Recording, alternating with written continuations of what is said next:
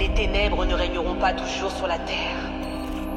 La dépression, l'addiction, la tristesse, le stress sont des prisons.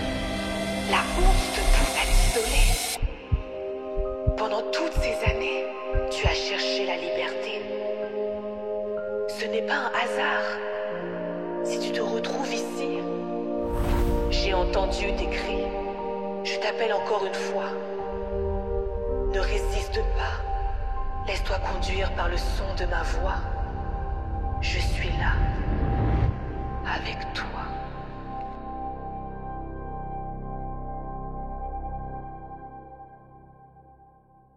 La liberté.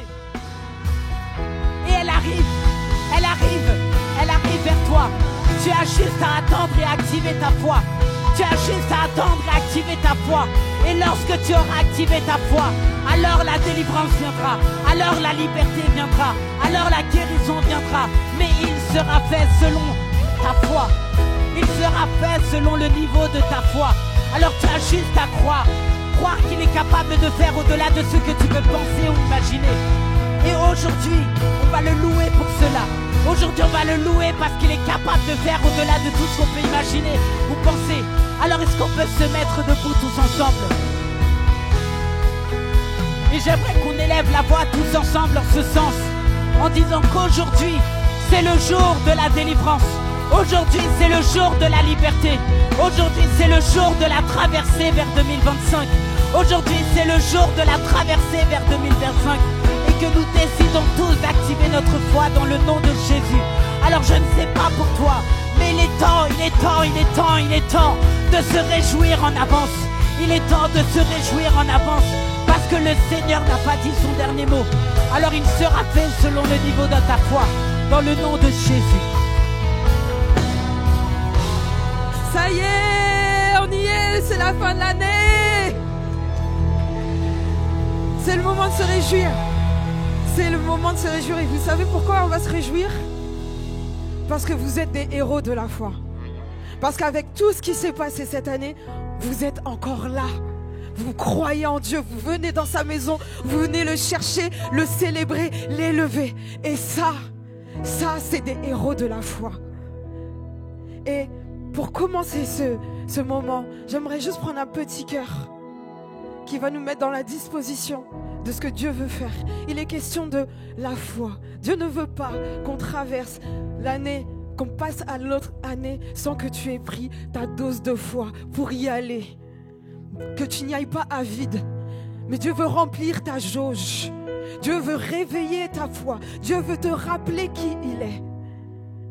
Et on va commencer par le petit cœur que Dieu m'a mis quand je préparais ce moment. Ça fait qu'on te l'ait bien fait de,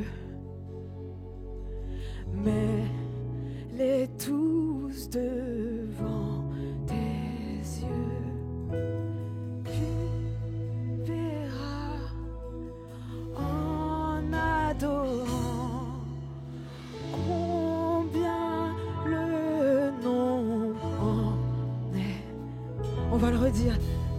Qu'on te l'ait bien fait, Dieu.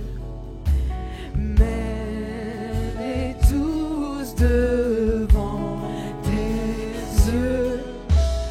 Tu verras en adorant combien le nombre en est grand. Alléluia.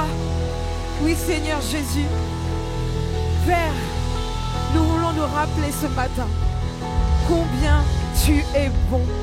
Et nous sommes là pour te bénir. Et on va prendre ce chant-là. On va dire à Dieu que nous te bénissons pour tout ce qu'on a traversé cette année. On te bénit, Père. Allez.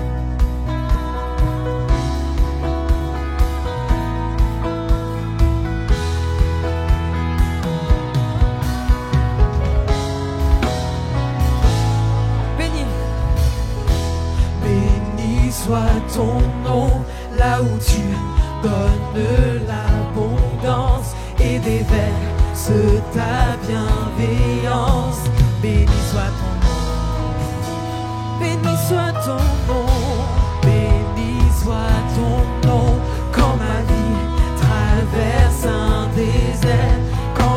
marche en terre inconnue. Béni soit ton nom. Tes merveilles, Tes bienfaits font naître en moi des chants de louange. et même au cœur de la nuit, Même au cœur de la nuit, Seigneur, je dirai, je redirai, béni soit le nom du Seigneur, béni soit ton nom,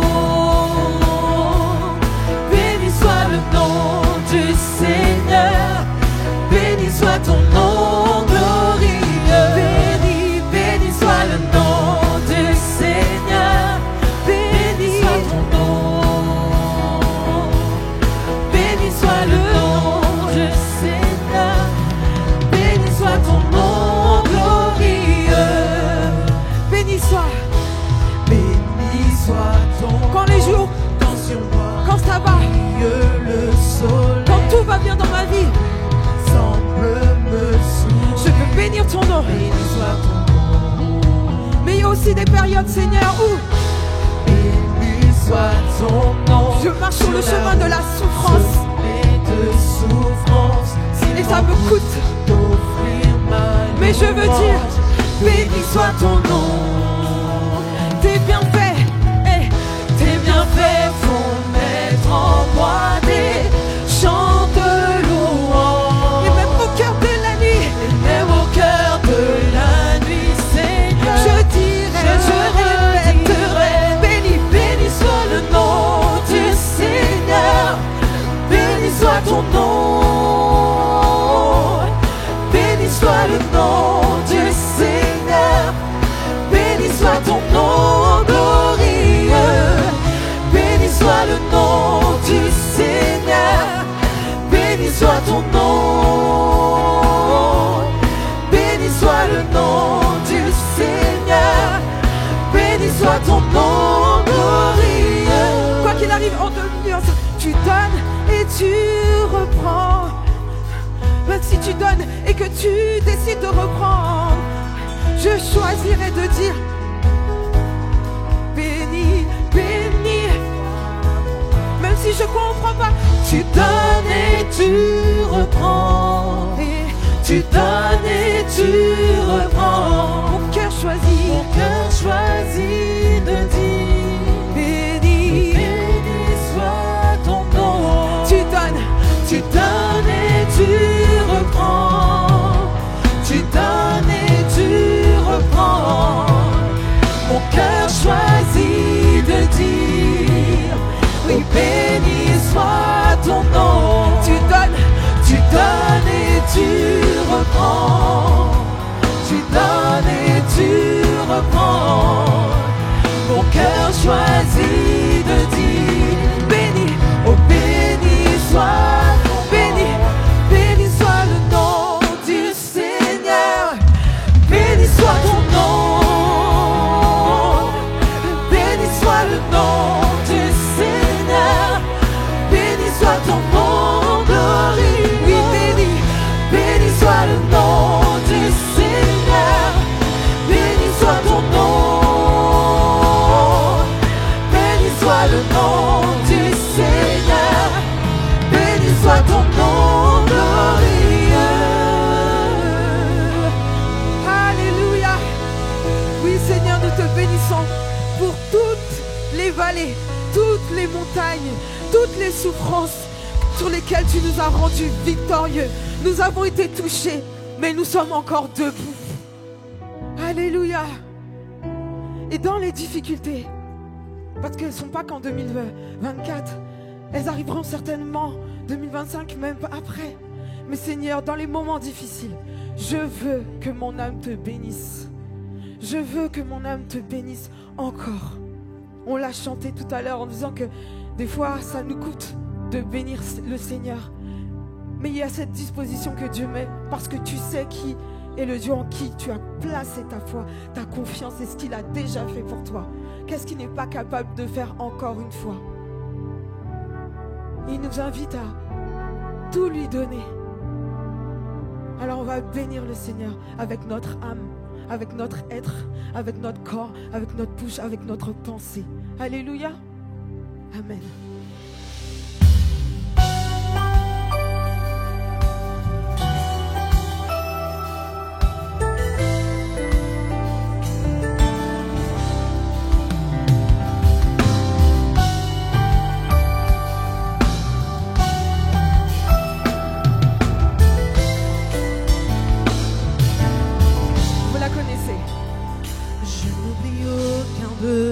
bienfaits.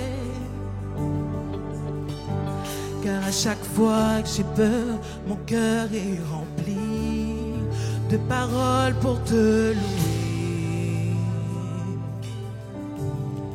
de paroles pour te louer. Je n'oublie aucun de tes bienfaits, car à chaque fois que j'y pense, mon cœur est rempli de paroles pour te louer. Quand tout va mal, oh mon âme, pourquoi t'as battu? Même au milieu de la tempête, il est là. Quand tout va mal, quand tout va mal, oh mon âme, pourquoi t'as battu? Même au milieu de la tempête, il est là. alors Moi je le louerai encore. Moi je le louerai encore. Oh mon âme, bénis l'Éternel. oh mon âme, Oh mon âme, bénis l'Éternel. oh mon âme, Oh mon âme, bénis l'Éternel. Oh mon âme, bénis l'Éternel. alors on va dire, je n'oublie, Je n'oublie aucun de tes bienfaits. car à chaque fois, Car à chaque fois que j'y pense, mon cœur est rempli de paroles pour te louer, de paroles pour te louer. encore une fois, je n'oublie, Je n'oublie aucun de tes bienfaits. Car à chaque fois que j'y pense, mon cœur est rempli de paroles pour te louer. alors quand tout va mal, Quand tout va mal, oh mon âme, pourquoi t'as battu? Même au milieu de la tempête, il est là. quand tout va mal, Quand tout va mal, oh mon âme, pourquoi t'as battu? Même au milieu de la tempête, il est là. Moi je le louerai encore. tu feras quoi toi? Moi je le louerai encore. Oh mon âme,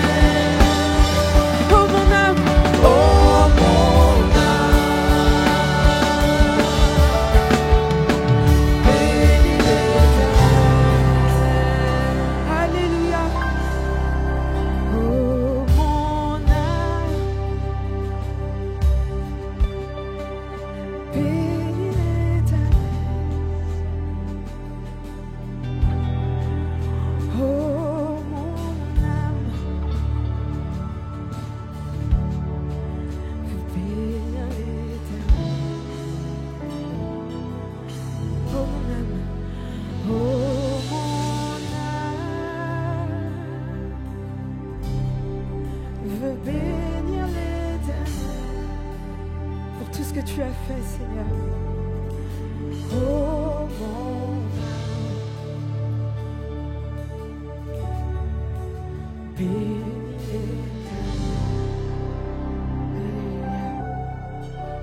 Alléluia. Oui, Seigneur, mon Dieu, nous voulons te bénir. Et je te remercie pour cet instant que tu crées, que tu prépares pour nous rappeler qui tu es. Tu es fidèle. Tu as été fidèle pour qu'on soit encore là aujourd'hui, en cette date de 29 décembre 2024. C'est parce que tu as été fidèle. Pour beaucoup d'entre nous, tu as été fidèle. Certains se sont baptisés. Merci pour toutes les prières exaucées. Merci pour toutes les victoires, Seigneur, que tu as eues. Et merci pour celles qui vont arriver, qui ne voient pas encore. On veut déjà te bénir en avance, Seigneur, mon Dieu, pour ces victoires-là.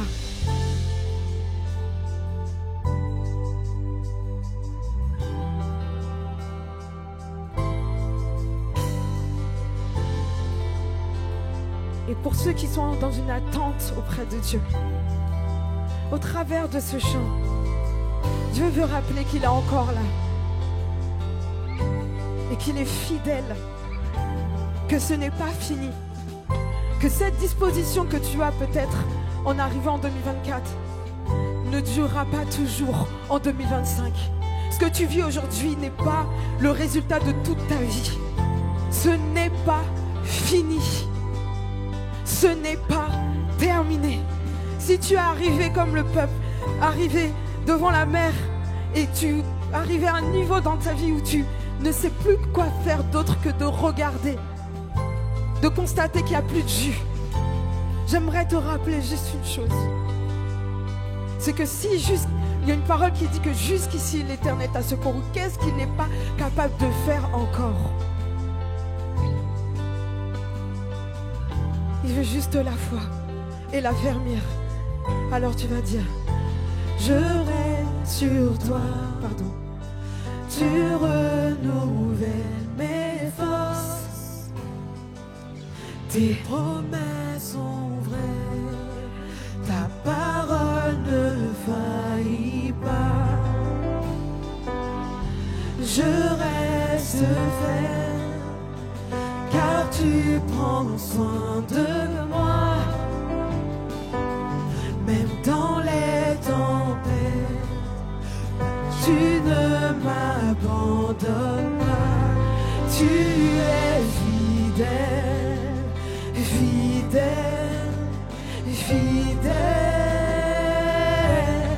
Tu es fidèle, fidèle à jamais.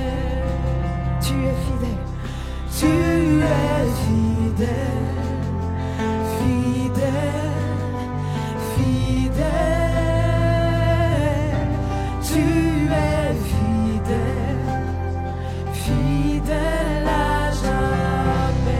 Avant de poursuivre, je voudrais donner un témoignage pour encore d'autres qui peut-être se disent: Seigneur, 2025, 2024 ça a été compliqué. Et c'est difficile pour moi de dire que tu es fidèle, même si je le sais dans ma tête, mais c'est compliqué. L'année dernière, à la même période, moi, j'étais en dépression.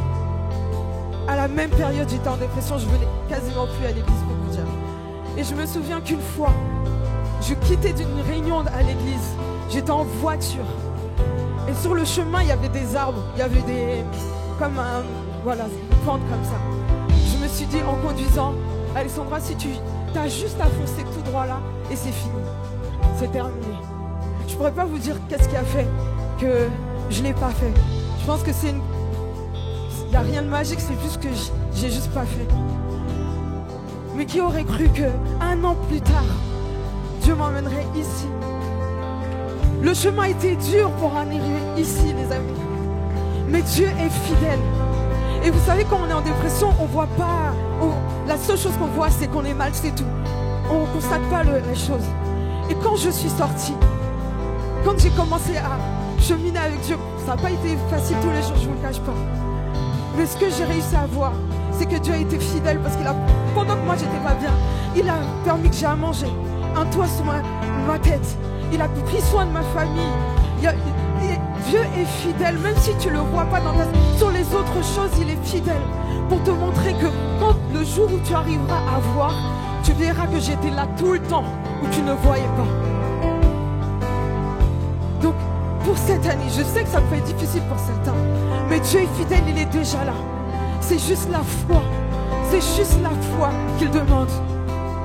Et il sait que tu as besoin de lui pour avoir la foi et tenir ferme pour 2025. Parce que c'est maintenant que ça se prépare. C'est maintenant que ça se prépare. C'est maintenant que ça se prépare. Amen. Alors on va reprendre ce chant et on va dire, je compte sur toi. Je compte sur toi.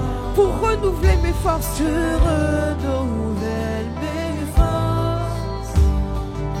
Je vous dis que tes promesses sont vraies. Ta parole ne faillit pas. Je reste ferme, car tu prends soin de moi. Même dans les tempêtes, tu ne m'abandonnes. Tu es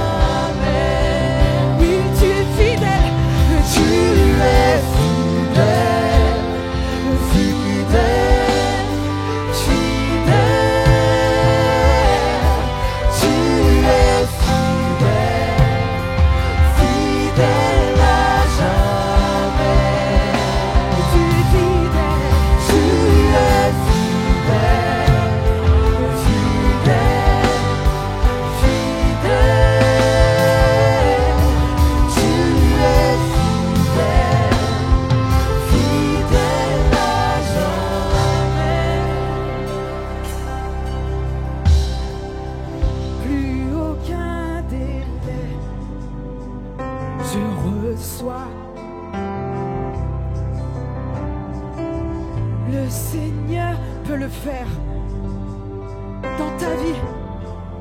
Pas celle de ton voisin, mais pour toi aussi. Hey. Plus aucun délai, je reçois mon miracle. Le Seigneur peut le faire. Le Seigneur le fait dans ma vie. Dans ma vie, hey. Dans ma vie. Plus aucun délai, je reçois mon miracle. Le Seigneur le fait dans ma vie. Dans ma vie, dans ma vie. Plus aucun délai, je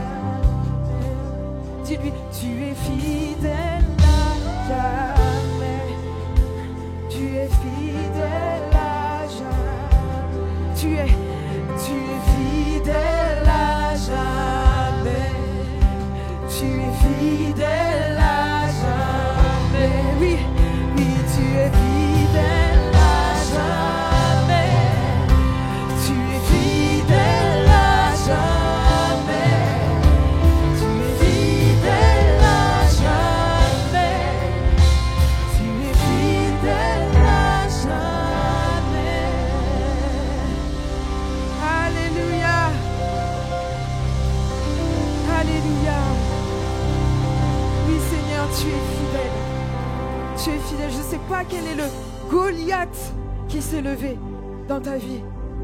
Quelle est la forteresse qui s'est levée dans ta vie. Mais on a vu ce que David a fait avec Goliath.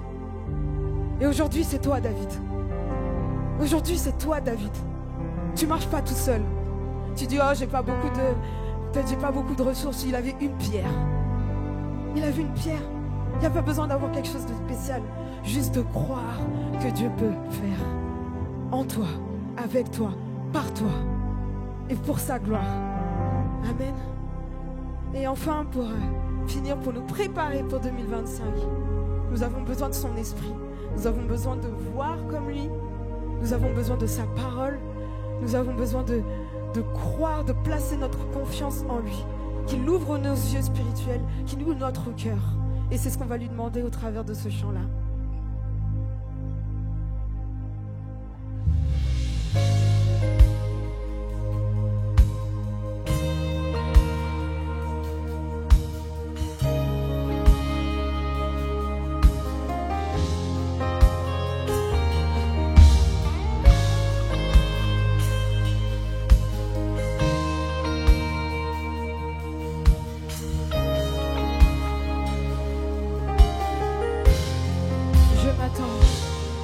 Je m'attends à toi, je me confie en toi. Ouvre mes yeux pour voir comme toi. Je m'attends à toi, j'ai tant besoin de toi. Ouvre mon esprit, ouvre mon esprit pour penser comme toi. Je m'attends à toi, je me confie en toi. Ouvre mes yeux, ouvre mes yeux pour voir comme toi.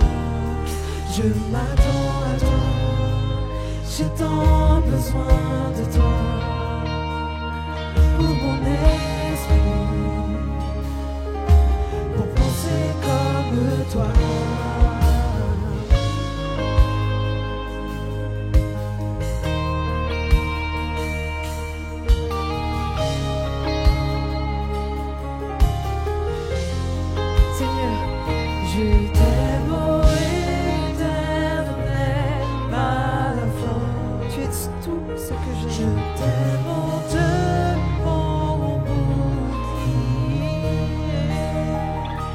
Je t'aime, mon sauveur, mon rocher, pour toujours et à jamais.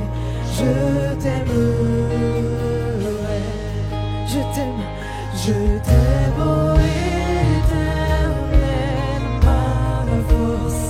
Yes, je t'aime, mon Dieu, mon bouclier. Je t'aime, mon sauveur, mon rocher, pour toujours et à jamais. Je t'aimerai, je t'aime, oh éternel, ma force. Je t'aime, mon Dieu, mon bouclier. Je t'aime, mon sauveur.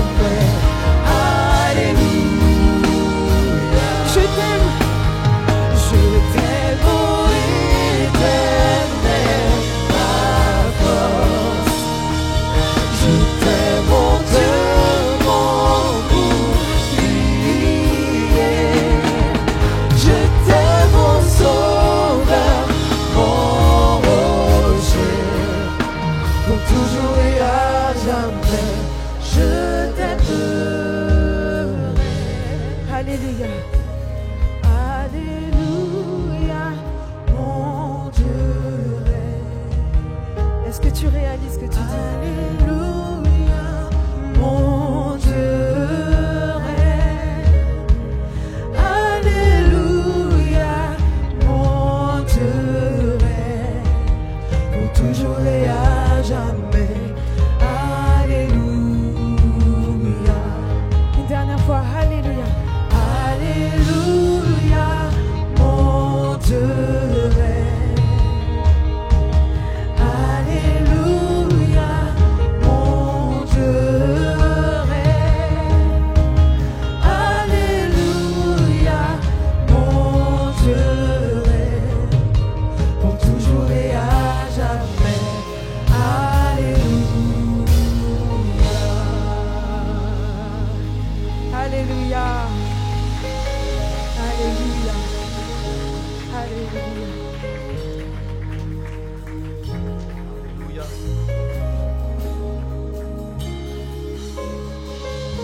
Alléluia. C'est effectivement le dernier dimanche de l'année 2024. Je sais qu'on n'a pas tous passé une année 2024 tous pareils. Je sais que pour certains ça a été difficile. Pour d'autres, c'était que de bonnes nouvelles. Je sais qu'on n'est pas forcément tous extravertis. On n'a pas tous cette facilité à taper des mains ou à applaudir ou à célébrer Dieu de la même manière. Mais cependant, j'aimerais juste qu'on puisse prendre un instant où chacun d'entre nous, on puisse célébrer Jésus, qu'on puisse simplement remercier le Seigneur pour cette année, parce que quoi qu'il arrive, peu importe ce qui a pu prendre place dans cette année, Jésus a toujours été avec toi durant toute l'année. Jésus a toujours été là en fait.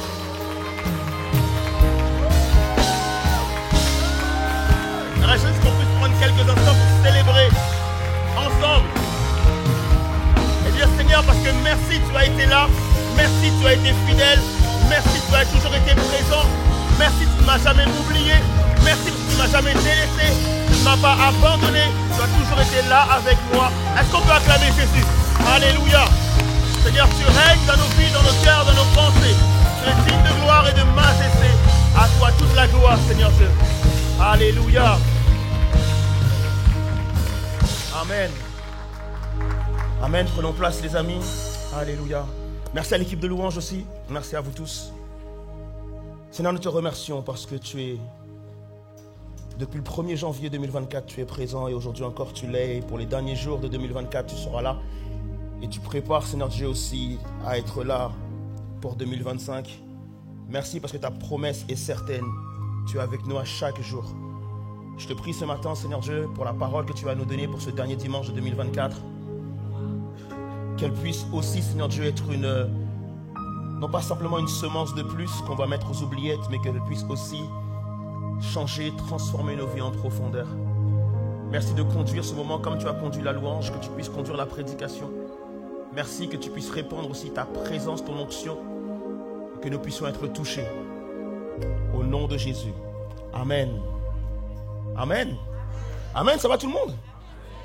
Ça va? Je sais qu'il fait froid dehors, mais il fait bon à l'intérieur ou pas? Je suis content de vous voir encore une fois ce matin. Désolé pour ma voix, je suis un peu grippé. Je dis tout de suite que je suis grippé parce qu'au premier culte, j'ai dit que ma santé n'allait pas bien. Et j'ai vu la tête des gens, je me suis dit non, votre pasteur ne va pas mourir, vous inquiétez pas, c'est juste une grippe, c'est juste une grippe. Des fois on s'oublie comme ça.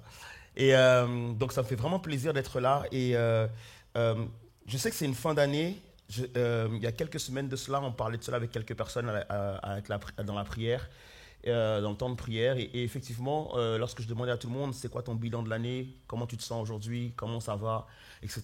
Il n'y avait pas forcément de mots positifs. Et souvent des mots un peu négatifs, ben ça va pas trop, là je suis pas tellement focus sur Dieu, je suis pas tellement dans l'intimité avec Dieu, je suis pas bien physiquement, etc. etc. Et donc je me rendais compte que pour beaucoup en tout cas d'entre nous, 2024 ça a été compliqué. À main levée là, est-ce que pour qui c'était une super année 2024? Main levée, bien levée main, ok, super. Pour qui c'était une année mitigée? Ok, 50-50, hein. 50-50. Ok. Et Et c'est vrai que je me suis dit, Seigneur, tu me donnes un sujet, est-ce que c'est le moment d'en parler? Parce que c'est vrai qu'en fin d'année, on parle plutôt de comment se positionner pour la nouvelle année, tu vas rentrer dans ta nouvelle saison, etc. etc. Et Dieu m'a donné un sujet qui est plutôt de parler de la foi. Voilà, je me dis, il n'y a pas beaucoup d'amen. Voilà, le Seigneur m'a demandé de parler de la foi, et particulièrement ce matin de parler du fait que la foi agit. Le Seigneur veut nous interpeller sur ce fait, en fait, que la foi, ce n'est pas un simple mot que tu lâches comme ça. Mais dès lors que tu parles de foi, tu dois automatiquement parler d'action. Qu'est-ce qui prouve que tu as la foi? C'est pour ça que Jacques dira, par exemple, la foi sans les œuvres est une foi morte. Il n'est pas en train de dire nous devons absolument accomplir plein d'œuvres. Il n'est pas en train de nous mettre dans un système où on n'est que dans le faire. Mais il est en train de simplement nous dire que s'il n'y a pas d'œuvre, il n'y a pas de foi. On est d'accord avec ça ou pas? Il est en train de nous dire que du coup, il doit y avoir des preuves tangibles du fait que nous avons la foi. Est-ce que tu as la foi ce matin? Aïe, aïe, aïe. Est-ce que tu as la foi ce matin? Est-ce que tu as déjà fait face à une situation où la foi semblait impossible? Est-ce que tu as déjà fait face à une situation où l'espoir paraissait s'éloigner? Est-ce que tu as déjà cru en quelque chose que tu ne voyais pas? Et est-ce que si ça t'est arrivé, est-ce qu'il y a eu des actions concrètes? Est-ce que tu as un témoignage vivant du fait que tu as la foi, que tu peux donner ou transmettre à quelqu'un d'autre? J'aimerais dire à quelqu'un ce matin, j'espère que tu en as eu des expériences avec le Seigneur. Et si tu n'en as pas eu, écoute ce qu'on est en train de dire là ce matin et tu vas te rendre compte que tu vas faire des expériences de foi avec Dieu. Est-ce qu'on est d'accord avec ça? On va lire un texte, c'est Romains, parler du père de la foi. Donc, je pense que vous connaissez tous le père de la foi, qui est Abraham. Ok. Romains 4, 19, 21, il est dit, bien qu'il considéra son corps qui était comme mort, donc on parle d'Abraham, bien qu'il considéra son corps qui était comme mort, il avait presque 100 ans. Et celui de Sarah qui ne pouvait plus donner la vie. Cependant, sa foi ne faiblit pas. Au contraire, loin de mettre en doute la promesse et de refuser de croire, il trouva sa force dans la foi, en reconnaissant la grandeur de Dieu et en étant absolument persuadé que Dieu est capable d'accomplir ce qu'il a promis. Amen. Première chose que je voudrais te dire, la foi n'est pas une réponse aux crises, mais une manière de vivre. La foi n'est pas une réponse aux crises, mais une manière de vivre.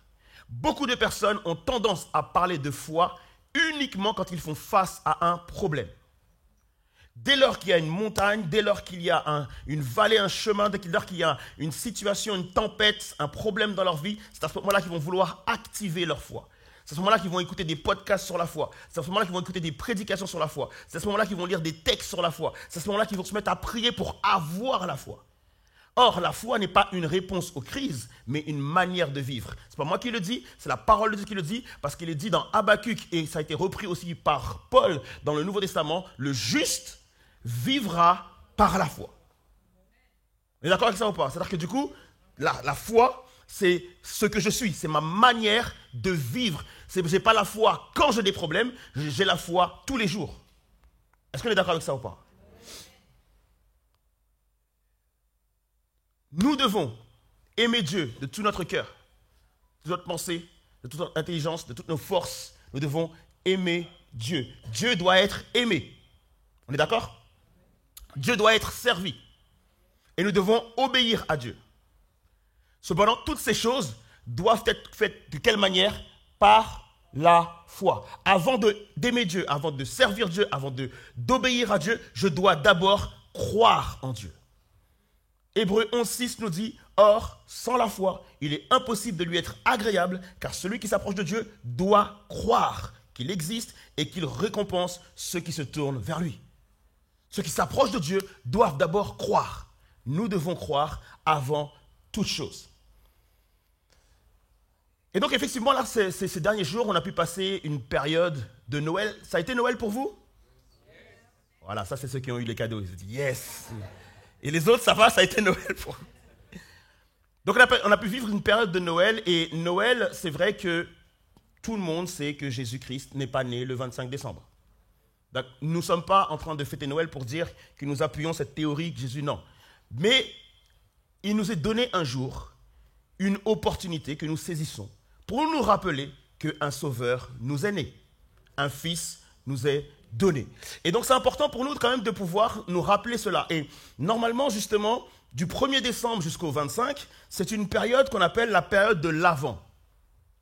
Et la période de l'Avent, justement, c'est le fait de se souvenir, de se rappeler les promesses de Dieu, des prophéties sur l'arrivée de Jésus, parce que l'Avent signifie la venue. Et donc, du coup, on se rappelle tout ce que Dieu a promis dans l'Ancien Testament concernant la venue de Jésus-Christ. Et donc, le jour, justement, du 25, on en profite pour pouvoir remercier Dieu du fait que le Sauveur est né. Et donc, pourquoi c'est important de célébrer ce moment-là? C'est parce que, tout simplement, il y a eu un changement grâce à la venue de Jésus-Christ. Qu'est-ce qui me permet aujourd'hui de regarder vers le haut et pas vers le bas? C'est parce que Jésus est venu. Est-ce qu'on est d'accord avec ça ou pas? Qu'est-ce qui te permet d'avoir de l'espérance? C'est parce que Jésus-Christ est venu. Qu'est-ce qui te permet aujourd'hui de croire que tu seras sauvé après la mort, ou même si tu ne meurs pas, mais en tout cas au retour de Christ, tu as le salut? C'est parce que Jésus a donné sa vie. Donc en termes, tout ce que Jésus a fait pour nous, pourquoi je suis libre aujourd'hui? Parce qu'il s'est fait esclave. Pourquoi j'ai la vie aujourd'hui? Parce qu'il est mort à ma place. Et donc tout ce que Jésus a fait pour moi, en fait, c'est le moyen, le moment de pouvoir le célébrer. Est-ce que vous avez profité des fêtes pour célébrer Jésus, les amis? Ah, les chrétiens disent toujours amen. Après ils disent ouais, moi je ne fête pas Noël, moi je ne suis pas dedans. Je pense que j'aime vraiment à rappeler cela. En tant que chrétiens, nous devons rappeler au monde que Jésus-Christ est né. Sinon, c'est comme s'il n'avait rien fait. Quand on n'a pas de gratitude pour quelque chose, lorsqu'on n'a pas de reconnaissance pour quelque chose, c'est comme si la chose n'était jamais arrivée. Et à chaque fois, je sais que ça fait toujours débat. Tous les ans, c'est toujours les gros débats, etc., etc. Mais il y en a qui me disent, mais non, on ne va pas fêter la naissance de Jésus le jour de Noël. Pourquoi ne pas fêter ça toute l'année? Moi, je dis, vous êtes des menteurs. Si on enlève la fête de Noël, vous n'avez pas fêté la naissance de Jésus. Si on n'enlève pas, tu ne fêteras pas la mort de Christ et sa résurrection. Si on enlève la Pentecôte, tu ne fêteras pas la venue du Saint-Esprit. Ça va passer aux oubliettes parce que les êtres humains sont oubliés. C'est juste ça, c'est pourquoi Dieu a permis à ce qu'on se rappelle des choses, c'est parce que nous sommes oublieux. Et on ne doit pas être dans le déni de ça. Et donc du coup, c'est bon d'avoir un moment pour se rappeler la naissance de Jésus. Est-ce qu'on est d'accord avec ça ou pas? Alors même si tu l'as fêté, et même si tu ne l'as pas fêté, est-ce qu'on peut prendre 30 secondes pour applaudir la naissance de Jésus-Christ? Alléluia. Un sauveur est né, un fils nous est donné. Et même si tu n'as pas eu de cadeau sous ton sapin cette année, eh ben ton cadeau, c'est Jésus-Christ. Et c'est un cadeau qui te poursuivra dans l'éternité. Est-ce qu'on est d'accord avec ça? Cette période aussi de l'Avent et de la naissance de Jésus-Christ nous dit non seulement des choses sur Jésus que Dieu accomplit effectivement ses promesses, mais en même temps, c'est quelque chose qui nous enseigne aussi quelque chose. C'est que le fait de recevoir Jésus nous permet de comprendre que, en tant qu'enfant de Dieu, je ne dois pas simplement survivre. En d'autres termes, c'est que j'ai remarqué dans les églises que comme on veut absolument combattre la théologie de la prospérité, et moi je combats aussi cette théologie sans aucun problème, mais on a comme inventé une théologie de la pauvreté. Où au final, on doit juste faire face aux difficultés. Et finalement, le mot préféré des chrétiens, c'est tiens bon. Et ça, pour moi, c'est quelque chose que nous devons aussi combattre. Dans le sens où je ne suis pas appelé à survivre. Je suis appelé à vivre. Je ne dois pas simplement recevoir des enseignements sur le fait de comment tenir ferme face à une vie que je n'aime pas. Mais je dois avoir aussi des enseignements pour comment créer une vie que j'aime. Comment réussir ma vie? Comment créer une vie que j'aime? Comment vivre l'abondance que Jésus a pu me promettre? Jésus n'est pas mort pour que je puisse survivre. Jésus est mort pour que je puisse avoir la vie et la vie en abondance. En d'autres termes, je ne suis pas là pour tenir ferme seulement. Je suis aussi là pour conquérir. Je suis là aussi pour gagner des victoires, des batailles. Je suis là pour marcher de gloire en gloire. Et même si nous ne devons pas aller dans une théologie de la prospérité, où au final, tu ne peux pas être malade, tu n'as pas le droit de ceci, tu n'as pas le droit de cela, mais cependant, je peux être malade, mais je peux aussi guérir. Et donc c'est important aussi de garder un équilibre pour dire que Jésus nous a appelés à vivre une vie en abondance. L'avant aussi, la naissance de Jésus nous apprend aussi que Dieu est fidèle, mais nous apprend que Dieu opère des miracles. Et c'est sur ce thème qu'on va être ce matin. Dis à ton voisin, Dieu opère des miracles. Il a mal entendu. Est-ce que tu peux dire ça à l'autre voisin parce que lui ne t'écoute pas? Dieu opère des miracles. Ok? Tu aurais dû lui crier dans les oreilles, mais ce n'est pas grave. Les amis, Dieu opère des miracles. Maintenant, il faut que nous puissions comprendre bien ce qu'on dit. Lorsque je dis que Dieu opère des miracles, je ne suis pas en train de dire que Dieu est capable de faire des miracles. Ou Dieu peut faire des miracles. Ou que Dieu fait des miracles. Parce que ça, ce serait des actions. Mais lorsque je parle du Dieu qui opère des miracles, je ne parle pas de ce qu'il est capable de faire, je parle de sa nature. Il est celui qui opère des miracles. Il n'est pas simplement capable de le faire, mais c'est ce qu'il est. Lorsque je donne à quelqu'un une capacité, ça veut dire que cette personne-là va pouvoir faire ces choses-là de temps à autre. Alors que quand je dis que c'est la nature de Dieu, ça veut dire que Dieu fait des miracles quand il veut. Et ça, c'est important pour nous de le comprendre parce que très souvent, en tant que chrétien, on a tendance à croire qu'il faut un moment favorable pour le miracle. On a tendance qu'il faut avoir un comportement favorable pour le miracle. On a tendance à croire qu'il faut une saison favorable pour le miracle. Mais on doit être clair sur le fait que la nature de Dieu, c'est d'opérer des miracles. Les miracles font partie de la nature de Dieu. Dieu fait des miracles absolument quand il veut. Et nous, on est comme des fois dans des saisons où on se dit, cette saison, je vais m'attendre à un miracle. Ah, tout a l'air de bien se passer, c'est la joie dans mon cœur, je vais accomplir ceci, cela, etc. Et là, on dit, je suis dans la saison des miracles. Non. Dieu peut faire des miracles dans n'importe quelle saison. Et même si tu as l'impression d'être dans une vallée et que ça ne va pas, et que les choses ne vont pas bien, et que tu n'arrives pas à chanter, et que tu n'arrives pas à louer, même si tu n'es pas dans ta saison faste, Dieu est capable quand même d'opérer des miracles dans cette saison-là. Dieu n'opère pas que des miracles que quand tu as l'impression de marcher sur l'eau. Dieu opère des miracles absolument quand il veut. Et donc, en toute saison, en toute occasion, en toute circonstance, je peux m'attendre au miracle de Dieu. Est-ce qu'on est d'accord avec ça ou pas?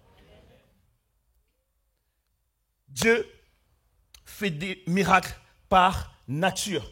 Et qu'est-ce qu'un miracle du coup? Un miracle, en réalité, c'est quoi? C'est lorsque Dieu suspend ou modifie une loi naturelle pour accomplir son plan divin. C'est lorsqu'il suspend ou lorsqu'il modifie une loi que lui-même a créée pour accomplir son plan divin.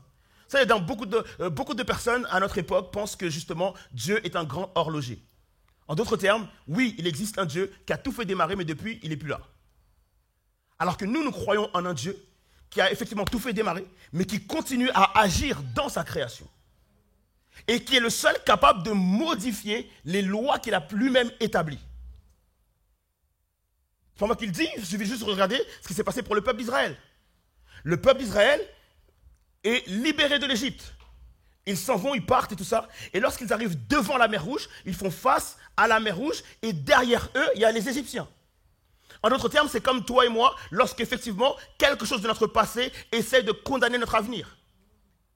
Lorsque ton passé essaie de te rattraper, certaines pensées que tu peux avoir, certaines actions que tu as pu faire, certaines choses que tu as pu entendre dans ton passé, ça vient comme condamner ton avenir. Et c'est exactement ce qui se passe pour le peuple d'Israël. Ils sont bloqués entre la mer Rouge qui les empêche d'aller dans l'avenir qu'ils ont et les Égyptiens qui leur rappellent leur passé. Et donc, alors qu'ils sont bloqués, qu'est-ce qui se passe? Soudainement, Dieu parle à Moïse. Et Moïse étend son bateau. Et qu'est-ce qui se passe? À ce moment-là, la mer Rouge, qui naturellement ne doit pas faire ce qu'elle va faire, elle va se séparer en deux. Dieu intervient et il va suspendre les lois naturelles qu'il a lui-même établies pour que le peuple de Dieu puisse passer. Pour te libérer, pour te délivrer, pour te guérir, Dieu est capable d'inverser, de suspendre, de modifier ses propres lois naturelles. Et c'est ça un miracle. Est-ce que vous êtes d'accord avec ça ou pas? Lorsque Dieu veut accomplir, et Dieu n'est pas un performeur. Dieu n'est pas quelqu'un qui va faire un miracle juste pour qu'il puisse recevoir une gloire. Même si on le glorifie par rapport à ses miracles, mais on doit d'abord le glorifier pour qui il est. Et ces miracles, il ne les accomplit pas pour sa gloire, mais il les accomplit par amour pour toi, par amour pour moi, par amour pour nous. Dieu fait des miracles pour ses enfants, il fait des miracles pour son peuple. Il ne fait pas des miracles juste pour amuser la galerie.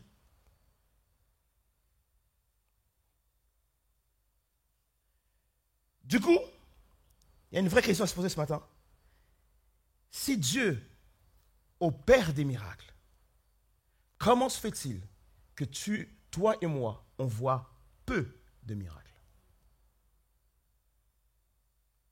Comment se fait-il que toi et moi, on a peine à croire aux miracles? Comment se fait-il que toi et moi, pour nous, un miracle, c'est toujours quelque chose d'extraordinaire, d'inattendu? Alors que ce que Jésus dit des croyants, il dit, voici les miracles qui accompagneront ceux qui auront cru en mon nom. En d'autres termes, il est en train de nous faire comprendre que tout chrétien, tout croyant devrait être habitué au miracle, devrait être accompagné par le miraculeux, devrait vivre le miraculeux comme quelque chose presque de normal. Comme si le normal pour nous, la norme pour nous, ce serait de vivre le miracle. Alors que nous, on considère que le miracle, waouh, c'est pas normal. Non, le miracle, c'est la norme. Est-ce qu'on est d'accord avec ça ou pas? Et ça, c'est très important justement de comprendre pourquoi nous, on a du mal par rapport au miracle. Parce que ce qui est vrai, ce qu'on doit comprendre en tant que chrétien, c'est que tu ne peux pas lire la Bible. Je ne poserai pas la question si vous avez lu la Bible. Je pense que vous l'avez tous lu. Et même si vous n'avez pas lu entièrement la Bible, mais ne serait-ce que ce que vous avez lu suffit pour vous permettre de comprendre que Dieu est un Dieu de miracles. De Genèse à Apocalypse, nous ne voyons que les miracles de Dieu. Si tu lis la Bible correctement, que tu sois croyant ou non, tu es obligé d'attester que dans la Bible, il y a des miracles. Et dès lors que tu deviens chrétien, tu dois tout de suite comprendre que si je suis chrétien, c'est que je crois au miracle. Parce qu'aujourd'hui, j'ai l'impression qu'il y a des personnes qui se disent chrétiens, mais qui ne croient pas au miracle. Tu ne peux pas être chrétien si tu ne crois pas au miracle. T'imagines qu'en fait, que être chrétien signifie que tu crois qu'il y a un mec qui est mort à la croix et qui est ressuscité. Désolé d'appeler Jésus mec. Mais c'est ça être chrétien en fait. C'est que tu crois qu'il y a un gars qui est mort, qui est ressuscité en fait. C'est ça la réalité, c'est que je crois que oui, Jésus-Christ est mort et ressuscité. Être chrétien, c'est que je crois que Jonas a fait 3 jours dans le poisson. C'est ça être chrétien. Être chrétien, c'est de croire que Jésus a marché sur l'eau. Être chrétien, c'est de croire que la mer Rouge s'est fendue en deux. Être chrétien, c'est ça les amis. C'est croire au miracle. La nature du chrétien, c'est que si je suis chrétien, je crois forcément au miracle. Et moi j'ai l'impression que du coup, nous on se définit comme chrétiens, mais les miracles, je ne sais pas. Toute ta Bible, tout ce qui constitue le livre dans lequel tu crois, parle de miracles. Et normalement tu es chrétien, tu crois au miracle. En fait, tu es comme un enfant. Dieu dit, alors je crois. C'est ça être chrétien, c'est exactement Pierre, il a dit, sur ta parole, je jette le filet. Par contre, oui, je sais pêcher, j'ai grandi dans la pêche, mon père, mon grand-père, mon arrière-grand-père, on a tous été pêcheurs. Et aujourd'hui, il n'y a pas de poisson, mais sur ta parole, je jette le filet. Je crois au miracle. Abed, ton fils est malade, Dieu peut le guérir, prie, je prie. Là, je crois au miracle, je crois que c'est possible. Je n'impose pas à Dieu de le faire, mais je dois croire de tout mon cœur que c'est possible. Je dois croire au miracle si je dis que je suis chrétien. Qu'est-ce qui nous empêche de voir plus de miracles? La première chose qui nous empêche de voir plus de miracles, et c'est peut-être la chose qui nous empêche de voir plus de miracles, c'est la mauvaise interprétation des choses. C'est que lorsque le miracle arrive dans ta vie, lorsque le miracle arrive dans ma vie, au lieu d'appeler ça miracle, j'appelle ça coïncidence. Lorsque le miracle arrive dans ma vie, au lieu d'appeler ça miracle, j'appelle ça chance.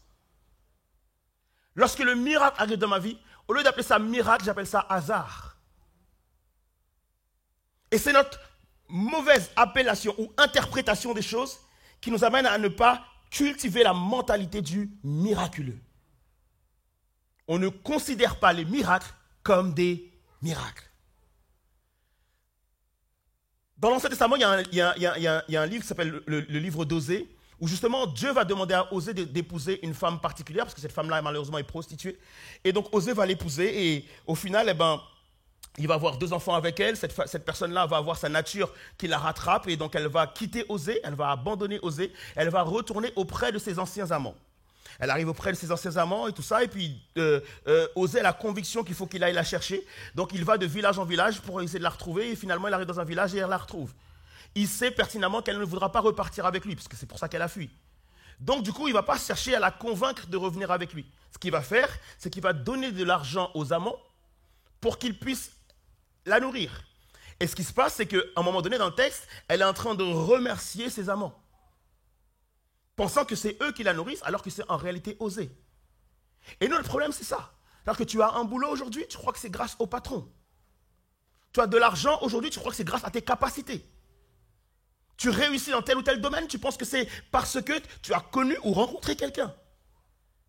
Et donc, du coup, il y a beaucoup de choses que Dieu fait pour nous, mais nous, on a l'impression que c'est quelqu'un d'autre. Et donc, du coup, on ne rend pas gloire à Dieu, mais on donne gloire aux hommes. Ou on donne gloire à nous-mêmes. Tu sais quoi, moi, c'est parce que j'ai un DUT.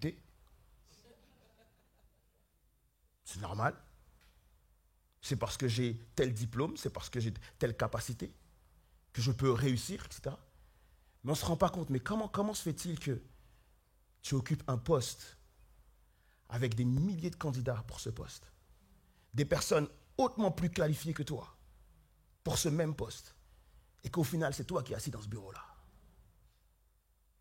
Quand tu ne te rends pas compte que ce que tu vis aujourd'hui, il y a des gens qui auraient payé pour pouvoir vivre cela. Mais c'est toi qui le vis. Les choses que tu possèdes, parce qu'en fait, on est dans un monde aujourd'hui qui essaie de nous rappeler tout ce qu'on n'a pas.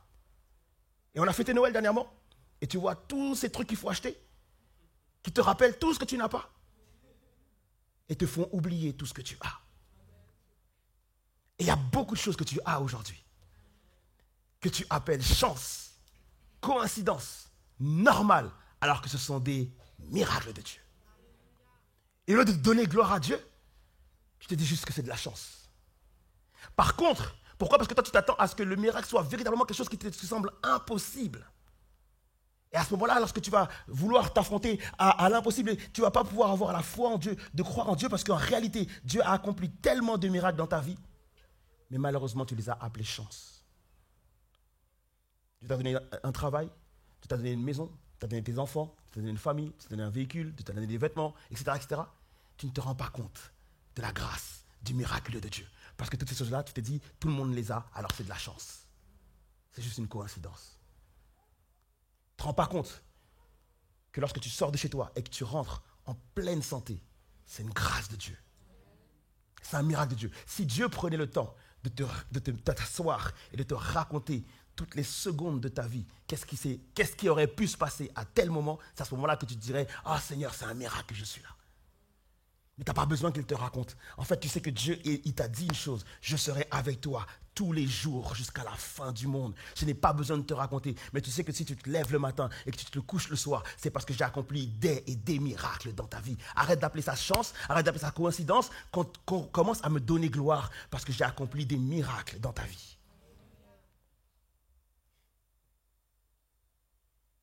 Les amis, arrêtons de trouver normal les miracles de Dieu. Arrêtons de trouver comme des coïncidences les miracles de Dieu. Un autre miracle qu'on oublie souvent. Qui ici est né à Montfermeil? Levez bien la main. Ah ouais, même pas 1% de la salle. Ça veut dire que toutes les personnes qui sont ici, vous venez tous d'ailleurs. Vous êtes tous d'un autre endroit, d'un autre lieu. Vous êtes tous traversé peut-être les océans pour venir ici. Ça veut dire que vous avez traversé la France pour venir ici. Ça veut dire que vous avez traversé, je ne sais pas, combien de miracles Dieu a permis dans vos vies pour que vous soyez tous là, ici, au même endroit. C'est incroyable. Le miracle de Dieu, on ne fait pas assez attention à ça. Et maintenant, un autre miracle qu'on ne prend pas le temps de remercier Dieu pour ça. Ce miracle-là, c'est... Est-ce que vous êtes tous déplacés ici? Certains ont pris leur véhicule, certains ont pris le métro, certains ont roulé 1 heure, certains ont roulé 30 minutes, d'autres ont roulé 45 minutes. Vous êtes tous venus ici pour écouter de la louange et Abed parler? C'est pour moi que vous êtes déplacés. Pourquoi vous êtes tous déplacés? Pourquoi vous êtes tous déplacés? Pour une personne qui s'appelle Jésus-Christ. Vous êtes tous déplacés pour une personne qui s'appelle Jésus-Christ. Ça veut dire que quand vous n'aviez pas Jésus dans votre vie, jamais de la vie, vous n'auriez eu envie de venir ici. On vous aurait peut-être forcé, on vous aurait peut-être tiré. Peut-être que vous aurez eu la grâce de rentrer Jésus sur le lieu même, mais vous n'auriez pas envie de venir ici. Mais là, vous êtes levés, vous êtes habillés, vous avez habillé vos enfants pour venir ici, pour que nous puissions célébrer Dieu ensemble. C'est parce qu'il y a eu un miracle dans vos vies à chacun des hommes. Nous ne pouvons pas appeler coïncidence le miracle de Dieu dans nos vies. Deuxième chose, c'est que le miracle arrive souvent après avoir posé un acte de foi. En d'autres termes, il faut bouger pour qu'il y ait le miracle. Si tu as la foi, que Dieu t'a confié quelque chose, que Dieu t'a promis quelque chose, ça doit provoquer une action. Dis à ton voisin, la foi fait bouger. Laisse-moi être plus clair avec toi. Si tu ne bouges pas, c'est que tu n'as pas la foi. Est-ce qu'on est d'accord avec ça ou pas? Si tu ne bouges pas, c'est que tu n'as pas la foi. C'est-à-dire qu'il manque quelque chose. Il manque, peut-être que c'est une intuition, peut-être que c'est juste, peut-être que, dès que tu es dans le si, c'est qu'il n'y a pas la foi. Si tu ne bouges pas, c'est qu'il n'y a pas la foi. La foi pousse toujours à bouger. Pourquoi? Parce que, en fait, la foi n'a pas besoin de voir pour croire. La foi n'a pas besoin de voir pour croire. Pourquoi? Parce que, en réalité, pourquoi la foi provoque toujours une action? C'est ce que nous dit le texte. La foi est une ferme conviction, une ferme assurance, la certitude de quelque chose. Et cette certitude va créer une évidence. En d'autres termes, en fait, la certitude va créer une substance qui va devenir évidente. Pour être très simple, Steve Jobs a eu la foi, pas en Dieu. On est d'accord avec ça ou pas? Il a eu la foi que son ordinateur allait fonctionner. Il était sûr et certain. Et malgré toutes les personnes qui te faisaient face à lui, non, ça ne va pas marcher, etc., lui, il était certain que ça allait fonctionner. Et donc, il a mis sa foi en action. Donc, le fait d'avoir la foi, parce qu'il y en a qui pensent que la foi, c'est que par rapport à Dieu. Non, tu peux tellement croire dans quelque chose que ça va forcément te faire te bouger. C'est juste pour que tu comprennes que, quoi qu'il arrive, peu importe en quoi tu as la foi, ça doit te faire bouger. Mais cependant, nous avons foi en Dieu, ça doit aussi nous faire bouger. Par rapport à la foi que nous avons en Dieu, nous devons effectivement bouger. La foi crée quelque chose. Je ne l'ai pas encore dans ma main, mais la foi que j'ai, en fait, fait que j'arrive à le matérialiser, j'arrive à le voir, j'arrive à le croire, j'arrive à me mettre en action, j'arrive à voir que c'est possible en réalité. Et c'est ça, en fait, la foi. Je ne peux pas encore poser la main dessus, mais je crois que cela est possible et que cela va arriver. En d'autres termes, tu n'as pas besoin de l'objet et tu as juste besoin d'avoir la foi. Et il y a un gars justement qui s'appelle Søren Kierkegaard. C'est un philosophe. Désolé pour la prononciation si ce n'est pas la bonne prononciation. Mais cependant, en fait, cet homme avait justement une affirmation. Il disait que la foi, c'est agir comme si Dieu disait la vérité. Dieu dit toujours la vérité. Mais nous, on n'agit pas comme s'il disait la vérité. On agit comme s'il disait faux. Comme si c'était un menteur. Mais nous devons agir comme s'il disait la vérité. En d'autres termes, la foi, c'est un saut dans l'inconnu. Seigneur, je n'ai pas vu, mais j'ai entendu. Je crois que tu vas le faire. Je te fais confiance, je ne vois pas encore, mais je saute dans l'inconnu. C'est avoir une confiance radicale que Dieu est capable de le faire. Une confiance radicale que Dieu va le faire. Je crois comme si je le voyais. Je crois comme si c'était vrai. Comme si c'était devant moi. Je crois, alors j'agis. Amis, c'est important pour nous d'avoir cette foi-là. Et c'est ce qu'Abraham avait comme foi. Il est dit dans le texte que Abraham a tellement cru en Dieu que sa foi n'a pas faibli. Parce que si ce que Dieu t'a promis doit prendre du temps, pendant tout le temps d'attente, tu dois être ferme sur le fait que Dieu t'a promis quelque chose, il va le faire. Est-ce qu'on est d'accord avec ça ou pas? Il a eu foi en Dieu et il n'a pas douté. Il a gardé sa foi en Dieu malgré son vieil âge. Et malgré l'âge avancé de son épouse, il a gardé sa foi en Dieu. La foi ne faiblit pas. Dis à ton voisin, la foi ne faiblit pas. Malgré les circonstances, malgré le fait que physiquement Abraham devenait faible, malgré le fait que physiquement c'était plus possible, humainement parlant ce n'était plus possible, naturellement parlant ce n'était plus possible. Et donc malgré les lois naturelles, Dieu a quand même permis à ce que Sarah tombe enceinte. Malgré les circonstances, Sarah est quand même tombée enceinte. Sarah a ri, mais elle est quand même tombée enceinte. Sarah n'y croyait plus, mais elle est quand même tombée enceinte. Parce que ce n'était pas la foi de Sarah, mais la foi d'Abraham. Beaucoup de personnes qui me disent, ouais, mais non, les gens sont contre moi, etc., etc. Je ne vais pas dire ça parce que les gens, etc. Non, en fait, il est question de ta foi. Il n'est pas question de la foi des gens, il est question de ta foi. Est-ce que toi, tu y crois? Est-ce que ce que Dieu t'a dit, tu y crois? Est-ce que tu crois que Dieu est capable de le faire? Et même si tout le monde se lève et si personne n'est d'accord avec toi, si toi tu crois en ce que Dieu t'a dit, tu verras sa main l'accomplir. Amen. Tu verras la gloire de Dieu. À partir du moment où tu crois, il est question de ta foi. Abraham a cru et il a considéré les promesses de Dieu. Le texte dit qu'il a considéré les promesses de Dieu. Il n'a pas considéré sa vieillesse, il a considéré les promesses de Dieu. Il n'a pas considéré les circonstances, il a considéré les promesses de Dieu. Et nous, on a trop tendance, les amis, à mettre les circonstances comme « Seigneur, on dirait que tu n'as pas vu ci, on dirait que tu n'as pas vu ça, on dirait que tu n'as pas pris en considération ceci. » On a tendance à vouloir faire une leçon à Dieu. On a tendance à faire une morale à Dieu. Alors que Dieu n'a pas besoin d'entendre tout ça, en fait. Il dit, c'est ma création. C'est moi qui ai fait ces lois. C'est moi qui ai mis ces systèmes. C'est moi qui ai mis en place tout ça. Je suis capable de venir modifier mes lois pour te délivrer, toi. Donc ne mets pas devant Dieu toutes les lois qu'il a créées, c'est pas possible, etc., etc. C'est lui qui les a créées. Il sait, il connaît ces lois, il est capable pour pouvoir te délivrer toi de les modifier.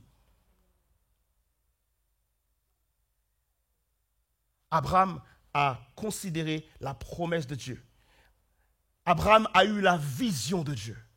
Ah, je prie pour que le Seigneur ouvre tes yeux, pour que tu aies la vision de Dieu, que tu arrives à voir au-delà, justement, des circonstances, que tu arrives à considérer les promesses de Dieu au-delà de ce qui est visible, au-delà de ce que toi tu considères aujourd'hui. Ah, Seigneur, ta vie a ci, a ça, a ça. Est-ce que tu peux arriver à voir au-delà de tout ça? Ça, il y a des gens aujourd'hui qui font beaucoup de développement personnel et qui essaient justement de singer la foi. et qui essayent justement de te dire de répéter plusieurs fois la même chose, qui te disent essaye de t'imaginer après, essaye de faire ceci, essaye de faire cela, et qui essaient de singer la foi. En fait, nous en tant que chrétiens, on n'a même pas besoin de tout ça. On a besoin d'avoir cette mentalité, on a besoin d'avoir cette culture de la foi. Notre vrai problème, c'est qu'on n'a pas cette culture de la foi. Ça, je me dis, mais en fait, Dieu est extraordinaire. En fait, il demande à chaque père en Israël, raconte mes hauts faits à tous tes enfants. Dis-leur de les raconter à leurs enfants. Dis-leur que de génération en génération, vous devez raconter les merveilles de Dieu. Et c'est pourquoi le Seigneur fait ça? Alors bien sûr, il y en a plein qui disent, oui, mais c'est normal, c'est parce qu'il n'y avait pas la Bible encore, donc il y avait la transmission orale. Mais ce n'est pas simplement une question de pas de Bible, de transmission orale. C'est surtout pourquoi? Pour que chaque enfant en Israël soit conscient que l'Éternel a fait. Il faut que tu puisses être conscient. En fait, ils veulent leur inculquer la culture de la foi. Quand ils font face à un problème et qu'ils doivent se rappeler, écoute, tes pères, ils ont été 400 ans en Égypte, mais au bout de 400 ans, l'Éternel les a délivrés. Il a ouvert en deux la mer Rouge, il les a fait traverser à pied sec, il les a nourris d'écailles, il les a nourris dans le désert, il les a gardés, il les a protégés, il les a fait sortir du désert. Ils sont rentrés en Canaan, ils ont vaincu l'armée de Jéricho, ils sont rentrés dans le pays promis et ils ont pu acquérir le pays promis. En fait, il veut que tous les enfants d'Israël soient conscients de cela. Est-ce que toi, tu as une culture du royaume? Est-ce que tu as une culture du miracle? Est-ce que tu te racontes les miracles de Dieu à chaque jour? Est-ce que tu les racontes à tes enfants? Je vais terminer avec ça.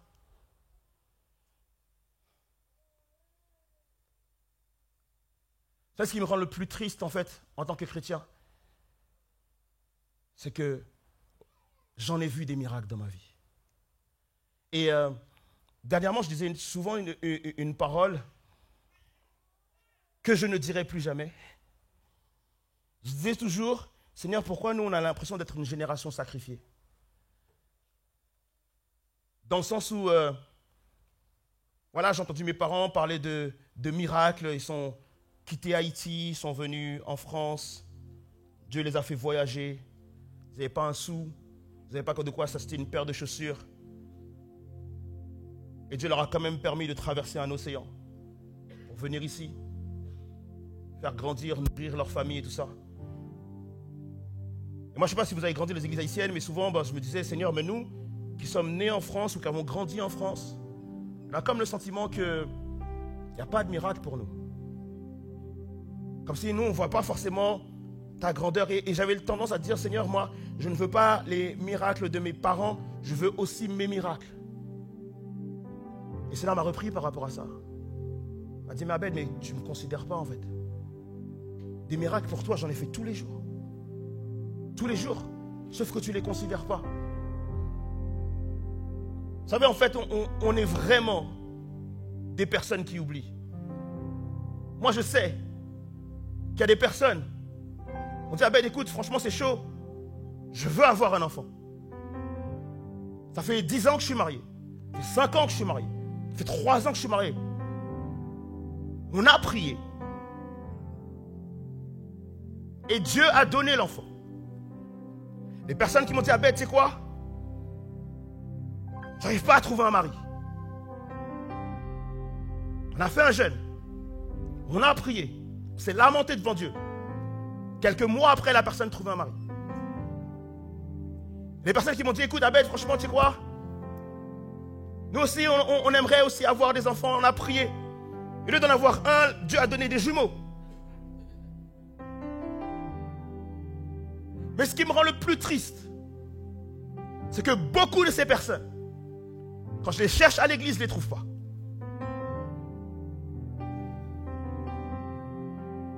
Notre gros souci, les amis, ce n'est pas que Dieu ne fait pas de miracles.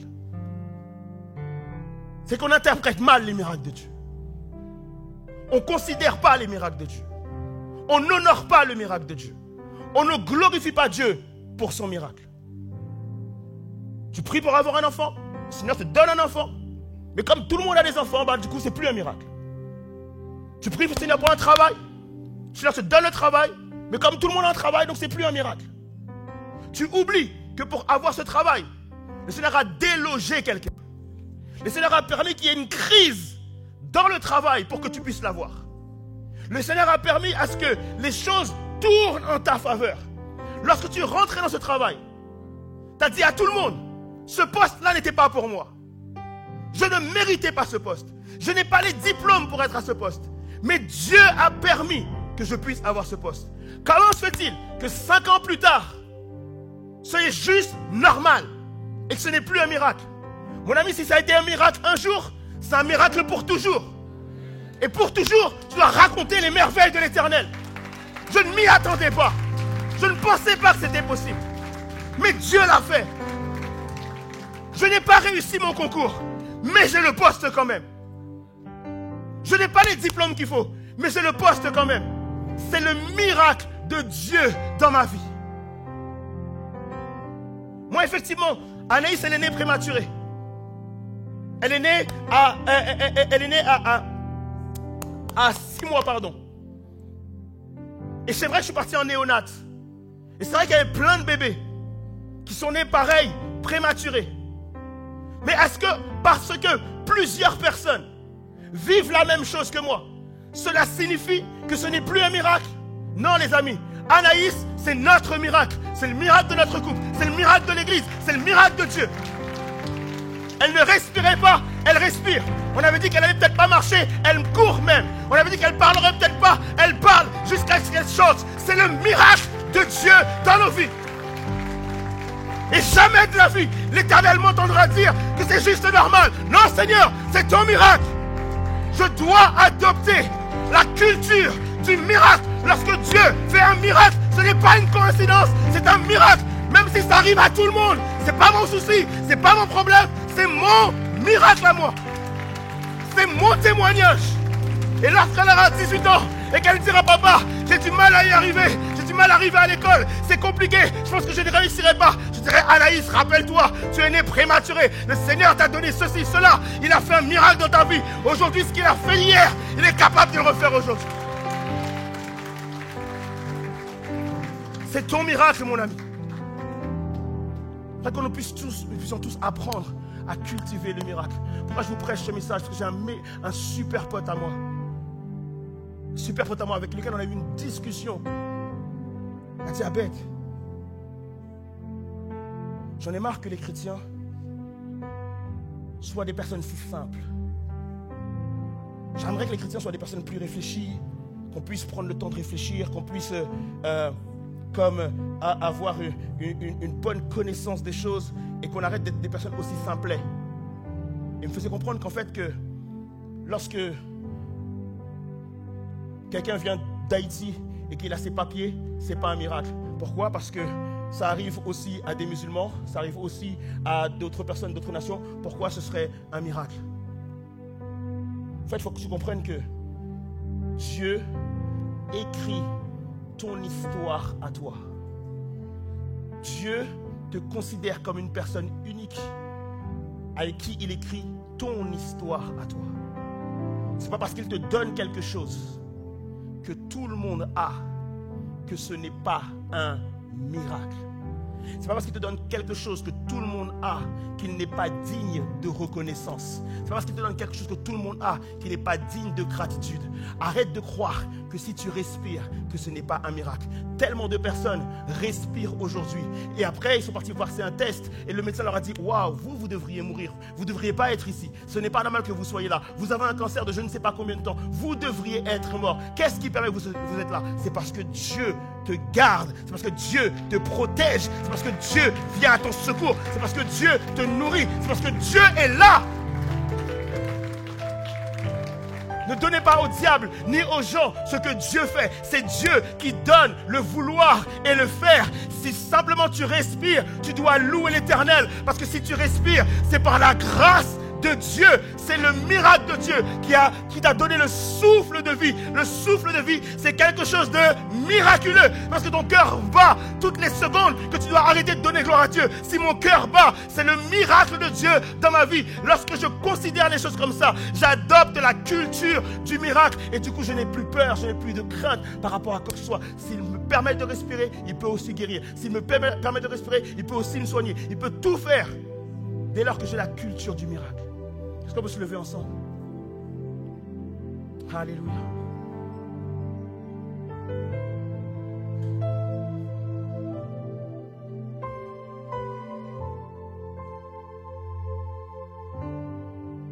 Que ce matin, nous puissions simplement dire, Seigneur, accorde-moi d'avoir la mentalité du miracle. Accorde-moi d'avoir la mentalité du miracle. Je ne sais pas si tu as des enfants, mais si tu as des enfants, raconte-leur les merveilles de l'Éternel dans ta vie. Raconte-leur. Est-ce que tes enfants sont au courant de ce que Dieu a fait pour toi? Est-ce que tes enfants sont au courant des miracles de Dieu dans ta vie? Est-ce que tes enfants sont au courant de ce que l'Éternel a accompli pour toi? Toi qui me disais, dernièrement, tu sais quoi, j'ai eu un accident où il y a quelque chose qui a explosé et Dieu m'a gardé. Dieu a permis à ce que rien ne m'arrive. Est-ce qu'aujourd'hui c'est encore un miracle pour toi? Est-ce que c'est encore un miracle pour toi? Est-ce que c'est juste passé aux oubliettes? Est-ce que c'est juste passé dans les normes? Est-ce que c'est juste passé dans quelque chose que tu as mis de côté? Le travail que le Seigneur t'a donné il y a quelques années, est-ce que c'est toujours un miracle pour toi? Ce que Dieu a accompli pour toi il y a 10 ans de cela, est-ce que c'est toujours un miracle pour toi? Parce qu'aujourd'hui, tu cours après un autre miracle, alors que tu as oublié les autres. Le Seigneur veut ce matin, avant de lui demander un prochain miracle, s'il te plaît, rappelle-toi des miracles qu'il a déjà accomplis. Rappelle-toi des miracles qu'il a déjà accomplis. Rappelle-toi de ce qu'il a déjà fait. Rappelle-toi de ce qu'il a déjà fait. Parce que Dieu ne veut pas donner aux ingrats. Dieu veut donner à une personne qui a de la gratitude, une personne qui a de la reconnaissance. Alors pour attraper ton prochain miracle, considère ce que le Seigneur a déjà fait. Alors les amis, s'il vous plaît, si je vous ai dit de vous lever, je vais laisser la place. Je vais laisser la place. Alléluia. Commencement de ce culte, je t'ai demandé d'acclamer Dieu en étant reconnaissant de ce qu'il a fait pour toi cette année. C'est la seule chose que je te demande maintenant. Est-ce qu'on peut acclamer Jésus-Christ?